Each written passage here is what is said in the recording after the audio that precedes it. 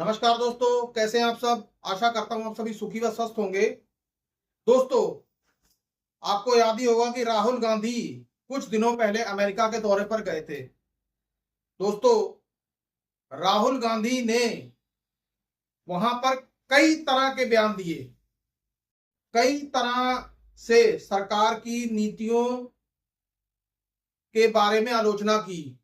और दोस्तों, कुछ एक बयान तो ऐसे भी हैं जहां पर उन्होंने रोजगार के मुद्दे पर चीन की तारीफ की, चीन और वियतनाम की तारीफ की। बल्कि ये भी कहा कि चीन और वियतनाम मैन्युफैक्चरिंग हब हैं। दोस्तों, इस पर भी बवाल मच गया। और दोस्तों, सबसे बड़ा बवाल जिस बयान पर मचा वो बयान था राहुल गांधी के का सिखों के ऊपर दिया गया बयान। दोस्तों, राहुल गांधी ने अपने बयान में सिर्फ इतना ही कहा था, क्या भारत में सिखों को कड़ा व पगड़ी पहनने की आजादी मिलेगी। दोस्तों, इस बयान के ऊपर भारतीय जनता पार्टी ने जोर शोर से हल्ला मचाया। दोस्तों, बात यहां तक पहुंची कि भारतीय जनता पार्टी के नेता तरविंदर सिंह ने उन्हें जान से मारने तक की धमकी दे डाली। दोस्तों, रवनीत सिंह बिट्टू जो कि केंद्रीय मंत्री हैं, उन्होंने उनको नंबर 1 आतंकी कह डाला और भी कई बड़े बड़े नेताओं ने उनकी आलोचना भी की। दोस्तों, यहां तक कि राहुल गांधी के खिलाफ FIR तक भी करवा दी गई। अब दोस्तों, इन सब के बाद राहुल गांधी का बयान सामने आया है। दोस्तों, राहुल गांधी ने अपने इस बयान के बचाव में सफाई देते हुए कहा कि क्या भारत ऐसा देश नहीं होना चाहिए जिसमें सभी धर्मों को अपने धर्म की आजादी होनी चाहिए। अब इसमें चाहे वो हिंदू हो, मुस्लिम हो, सिख हो या ईसाई हो। दोस्तों, उन्होंने तो यह भी कहा कि मैंने खुद सिख संगठनों से इसके बारे में पूछा है कि मैंने क्या गलत कहा। दोस्तों, राहुल गांधी आगे ये भी कहते हैं कि मुझे चुप करवाने के लिए बीजेपी फेक प्रोपेगेंडा फैला रही है। दोस्तों, और मैं उन मूल्यों पर हमेशा बोलता ही रहूंगा जो मूल्य भारत के हमेशा से रहे हैं, जैसे विविधता में ही हमारी एकता और अखंडता है और हमारा प्रेम झलकता है। दोस्तों, इस बात पर गौर किया जाना चाहिए कि राहुल गांधी के बयान में आखिरकार ऐसा क्या पाया गया कि भारतीय जनता पार्टी इतनी उग्र हो चुकी है। दोस्तों, थोड़ा सा हम इतिहास की तरफ चले जाएं। आपको याद ही होगा कि 2020-21 में किसान आंदोलन हुआ था। सरकार 3 काले कानून लेकर आई थी और उन 3 काले कानूनों के विरोध में देश भर का किसान सड़कों पर उतर आया। दोस्तों, और उस किसान आंदोलन में भारतीय जनता पार्टी के नेताओं द्वारा कैसे कैसे बयान दिए गए। क्या भारतीय जनता पार्टी को यह नहीं पता, या सिर्फ भारतीय जनता पार्टी राहुल गांधी के खिलाफ प्रोपेगेंडा पॉलिटिक्स ही चला रही है। दोस्तों, जब से 2024 के लोकसभा चुनाव खत्म हुए, भारतीय जनता पार्टी बहुमत से दूर क्या हुई।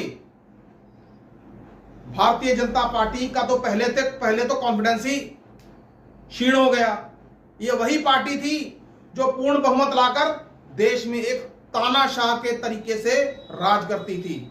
लेकिन दोस्तों, आज देश के अंदर एक मजबूत विपक्ष है और उस विपक्ष के नेता राहुल गांधी हैं। राहुल गांधी हमेशा भारतीय जनता पार्टी के मुद्दों के खिलाफ मुखर होकर बोलते रहे। दोस्तों, आज भारतीय जनता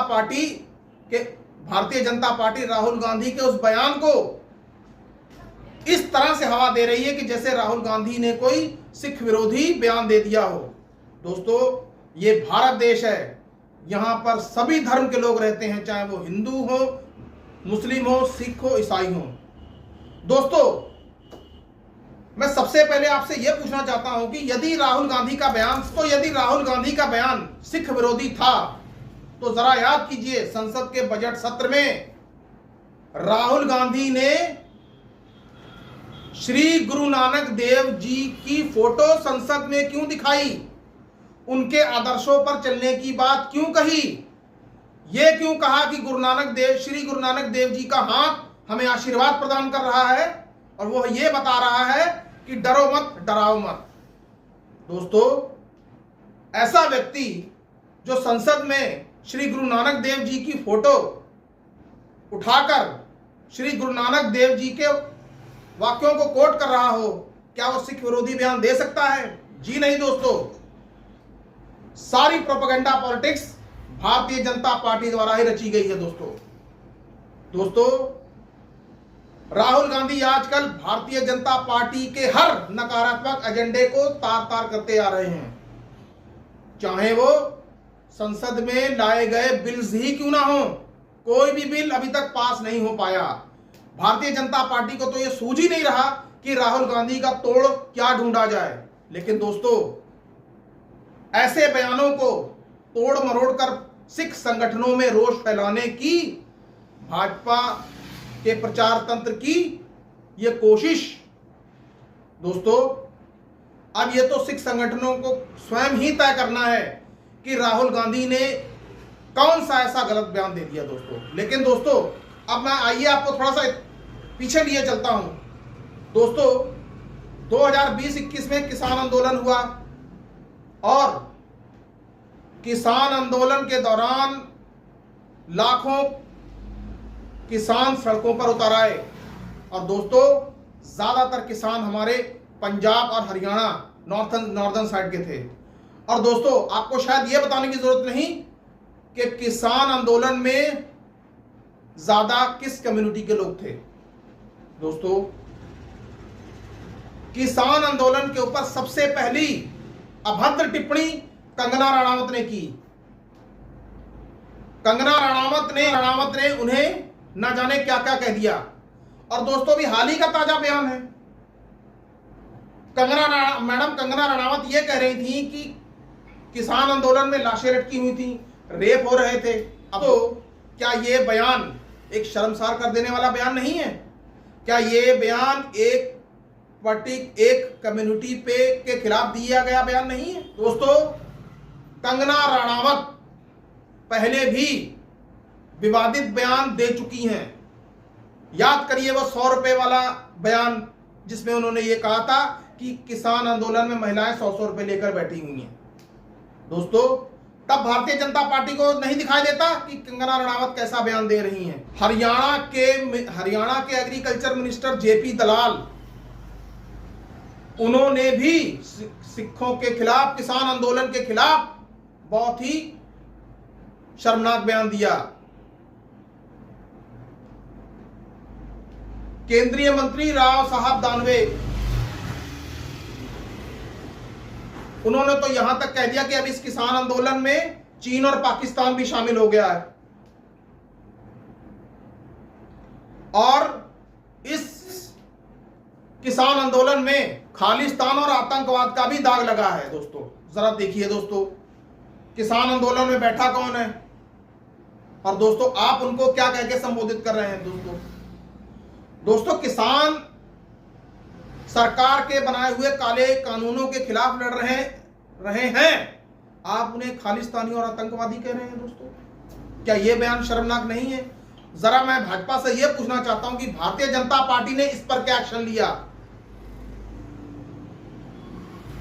दोस्तों, वहीं भारतीय जनता पार्टी के एक और नेता कुमकुम पटेल ने किसान आंदोलन में बैठे लोगों को कुकुर मुत्ता तक कह दिया था।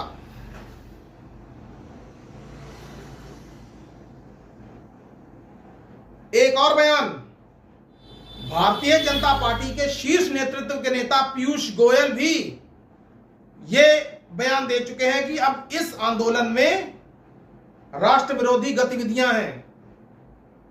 जैसे वामपंथी और माओवादी भी शामिल हो गए दोस्तों। अब बताइए, इन लोगों के बयान के ऊपर भारतीय जनता पार्टी ने क्या कार्रवाई की? दोस्तों, किसी भी तरीके का फेक प्रोपेगेंडा फैलाने से पहले भारतीय जनता पार्टी को पहले अपने गिरेबान में झांक कर देख लेना चाहिए कि उन्होंने सिख संगठनों और किसानों के बारे में क्या क्या कहा। दोस्तों, अब ये तो सिख संगठनों को ही तय करना है कि राहुल गांधी ने बयान सही दिया या गलत दिया, क्योंकि दोस्तों जिस तरीके से नफरत की आग देश में फैलाई जा रही है, देश का सौहार्द बिगाड़ा जा रहा है, अगर ये इसी तरह जारी रहा अगर ये सब इसी तरह जारी रहा तो वो दिन दूर नहीं कि देश में नफरत का माहौल पैदा हो जाएगा। दोस्तों, मैं हमारे सभी हिंदू, मुस्लिम, सिख और ईसाई सभी भाइयों से हाथ जोड़ के निवेदन करना चाहता हूं दोस्तों, ये भारतवर्ष है दोस्तों, हम सभी भाई भाई हैं, यहाँ पे सभी धर्मों का सम्मान है, चाहे वो भगवान शिव हो या श्री गुरु नानक देव जी हो या हजरत मोहम्मद साहब हो या लॉर्ड जीसस हो, सभी हमारे लिए एक समान पूजनीय है दोस्तों, सभी का आदर हमारे लिए दिल में एक समान है दोस्तों। और आपसे एक और विनम्र निवेदन है कि ऐसी घटिया प्रोपेगेंडा वाली खबरों के ऊपर ध्यान देना बंद करिए जो हमारे मनों को भटकाती हैं, और दोस्तों सिर्फ सच की खबरें देखिए। और दोस्तों, आपसे विनम्र निवेदन करना चाहूंगा कि सिर्फ सच को देखिए और उसको परखिए दोस्तों। तो आज का ये वीडियो राहुल गांधी की उस सफाई के ऊपर था जो उन्होंने मीडिया में दी। दोस्तों, आपकी इस पर क्या राय है, कृपया कमेंट बॉक्स में कमेंट करके मुझे जरूर बताएं दोस्तों। सुखी रहिए, स्वस्थ रहिए दोस्तों, तब तक जय हिंद, जय भारत।